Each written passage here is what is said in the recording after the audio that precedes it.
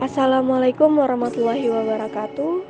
Perkenalkan, kami dari kelompok 1 kelas A01 yang beranggotakan Amelia Arta Rahayu, Dewi Ariyanti, Nur Anissa Rahmi, Cahya Arinda Mutia, Nurul Artia Rizka Rahma, Siti Raihana, dan Lydia Mahwid Maulani. Di sini kami akan mempresentasikan hasil identifikasi dan asesmen anak dengan hambatan intelektual. Adapun yang pertama, profil anak. Nama Nurul Hayati. Tempat dan tanggal lahir Banjarmasin 27 Desember 2004. Umur 16 tahun, jenis kelamin perempuan, agama Islam, status anak kandung, anak dari jumlah bersaudara, 4 bersaudara. Nama sekolah SLB BC Pramita Graha, kelas 6. Alamat Jalan Kelayan B, Gang Balai Desa, RT 11. Selanjutnya, profil orang tua. Ayah bernama almarhum Samran, berumur 66 tahun, agama Islam, status sebagai ayah kandung dan pendidikan tertinggi SMP. Pekerjaan pokoknya menyapu emas dan alamat di Jalan Kelayan B, Gang Balai Desa, RT 11. Sedangkan ibu bernama Mariati, berumur 54 tahun, agama Islam, status ibu kandung, pendidikan tertinggi SD, pekerjaan pokok, jualan keliling, dan beralamat di Jalan Kelayan B, Gang Balai Desa, RT 11. Baik, selanjutnya saya akan menjelaskan mengenai karakteristik anak. Yang pertama, karakteristik anak dilihat dari kognitif. Dalam hal kognitif, anak sudah mampu membaca, mengeja dengan benar. Dalam hal menulis, anak mampu menuliskan apa yang diinstruksikan walau sedikit lambat. Dan anak juga mampu berhitung dengan lancar pada angka 1 sampai 15. Anak mengalami kesulitan berhitung ketika bilangan puluhan yang semakin besar, tapi masih bisa melanjutkan berhitung dengan dibantu. Anak cenderung juga cepat lupa untuk mengingat nama seseorang. Maka dari itu perlu diulang-ulang terlebih dahulu untuk mengenalkan sesuatu yang baru kepadanya. Anak mampu pula menghitung pengurangan dan penjumlahan sederhana, dan juga bisa menghitung perkalian dan pembagian sederhana, serta anak juga bisa menggambar beberapa gambaran sederhana dan dapat membedakan bentuk persegi, segitiga, dan lingkaran. Lalu yang kedua, dalam bahasa. Nah, dalam bahasa ini anak mengalami keterlambatan dalam perkembangan bahasa karena bahasa erat kaitannya dengan kognitif. Sehingga perkembangan bahasa akan sejalan dengan perkembangan kognitifnya. Perkembangan bahasa anak dalam mengucapkan kata yang bermakna pada usia 2 tahun. Tapi di usia anak sekarang, anak mampu menguasai sebagian besar kosakata dasar walaupun masih kesulitan dalam artikulasi kata. Pembendaharaan kata sedikit. Namun, ketika anak tidak mengetahui atau tidak pernah mendengar kata yang diucapkan, maka tak sungkan anak akan bertanya dan kita dapat memberitahu dengan kata yang lebih sederhana. Anak juga masih terdapat kontak mata jika diajak bicara. Anak mampu diajak interaksi dan komunikasi dua arah walaupun responnya lambat. Akan tetapi, apabila kita sudah sering berinteraksi kepadanya, respon yang diberikan menjadi lebih baik dari sebelumnya. Lalu yang ketiga, dalam motorik. Kemampuan motorik halus meliputi koordinasi mata dan tangan. Di sini, anak mampu menyentuh, mampu memegang alat tulis dengan ibu jari dan jari lainnya, seperti menulis dan menggambar, mencoret, menyusun, memindahkan benda dari tangan, menangkap benda. Tetapi anak tidak mampu dalam hal diantaranya yaitu menalikan tali sepatu dan memasang kancing baju seragam dengan baik. Sedangkan dalam kemampuan motorik kasar, untuk di usianya sekarang, anak mampu berjalan, berlari, dan melempar. Namun perkembangan anak ketika bisa berdiri dan berjalan pada waktu anak berumur 4 tahun. Lalu yang keempat, dalam sosial. Di sini, pada sosial, anak masih kurang perhatian terhadap lingkungan sekitar. Anak juga melakukan perilaku maladaptif, seperti anak tidak suka disentuh atau dipeluk tubuhnya. Apabila hal tersebut dilakukan, maka anak tersebut menolaknya dan menyesuaikan diri dengan situasi yang dihadapinya. Namun, anak masih mampu dan ingin bergaul atau bermain dengan orang di sekitarnya. Di sini, anak masih bergantung kepada orang tua dalam melakukan aktivitas sehari-hari. Lanjutan emosi, anak mengalami perubahan ekspresi pada saat mengeluarkan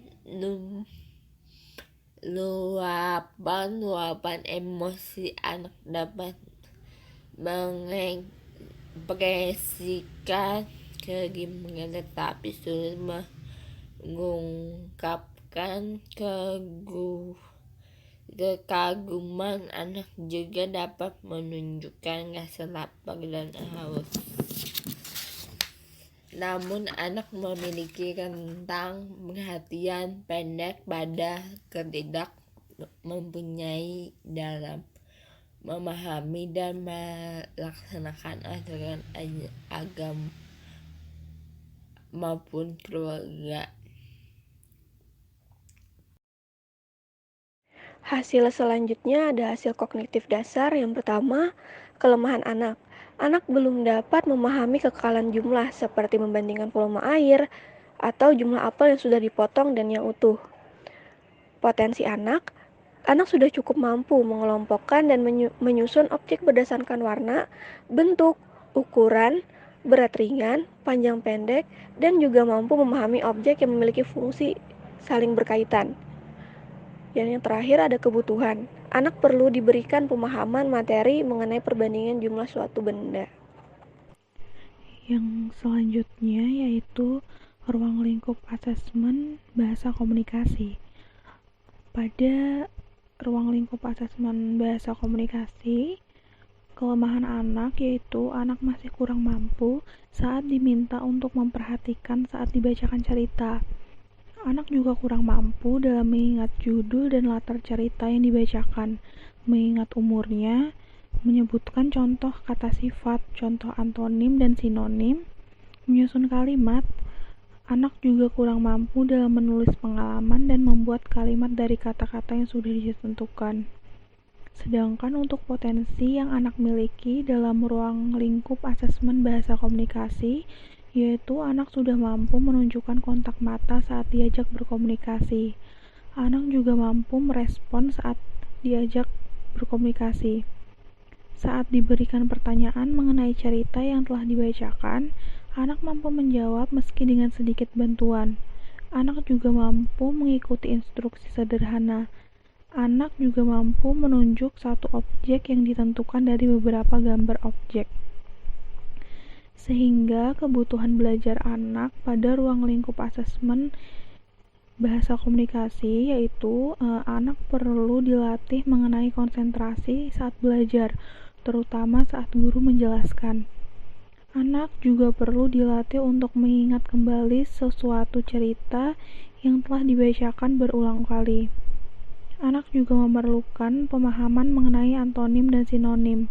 Anak juga perlu dilatih dalam menyusun kalimat, menulis pengalamannya sendiri, dan membuat kalimat dari kata-kata yang sudah ditentukan. Yang selanjutnya yaitu ruang lingkup asesmen sosial emosi. Kelemahan anak pada ruang lingkup asesmen sosial emosi ini yaitu anak masih kurang mampu bersosialisasi dengan teman sebayanya, terutama di lingkungan masyarakat. Anak juga belum mampu menerima masukan dari orang lain dan cenderung memaksakan kehendaknya kepada orang lain. Anak juga kurang memiliki kepercayaan diri jika dibandingkan dengan teman sebayanya. Sedangkan potensi yang anak miliki pada ruang lingkup asesmen sosial emosi ini adalah anak sudah mampu bersosialisasi dan berinteraksi dengan cukup baik dengan keluarganya.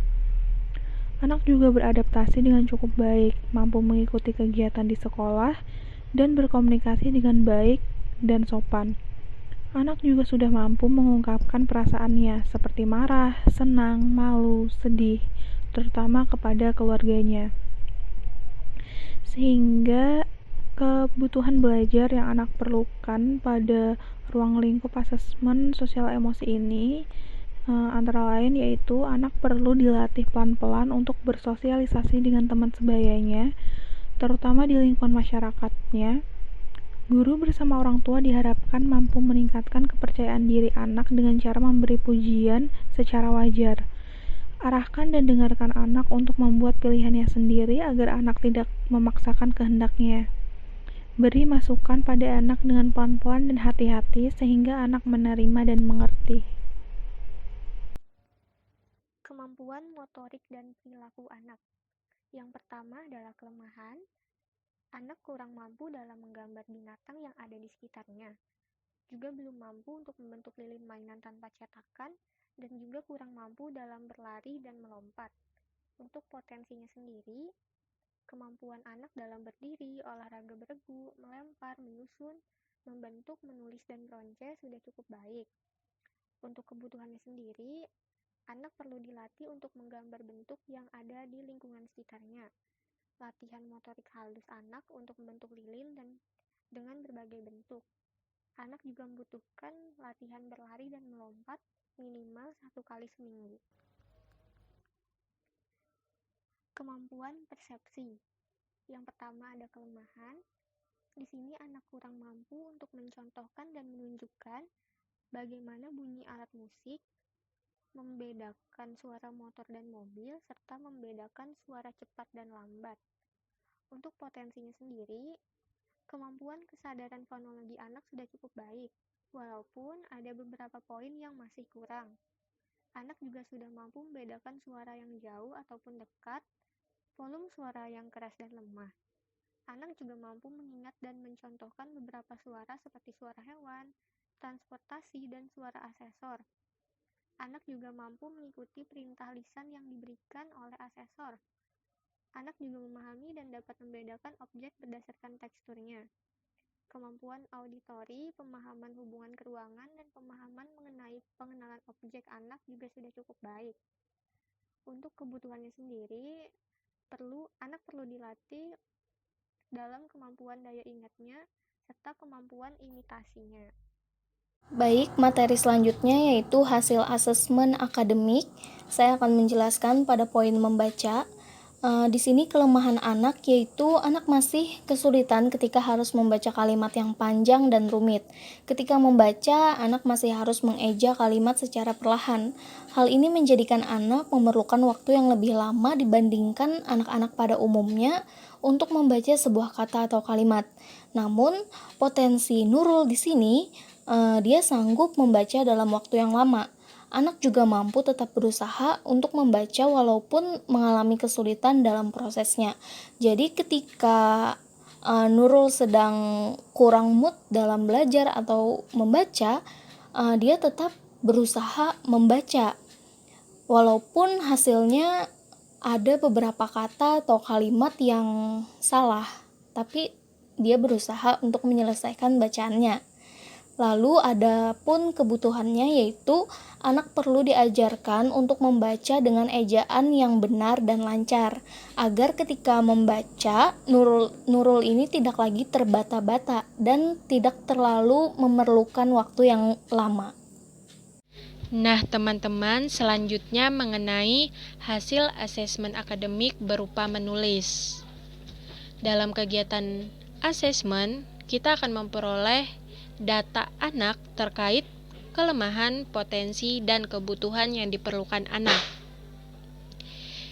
Yang pertama yang akan saya jelaskan yaitu mengenai kelemahan. Kelemahan anak yaitu anak masih sering salah ejaan ketika menulis.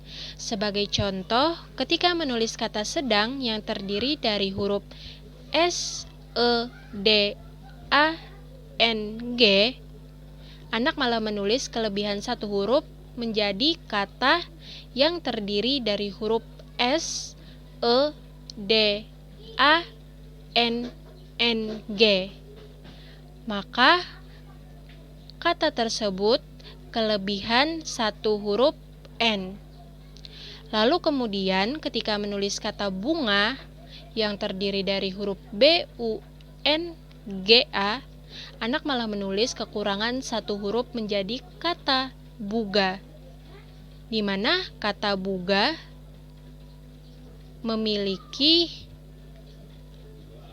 huruf B, U, G, A.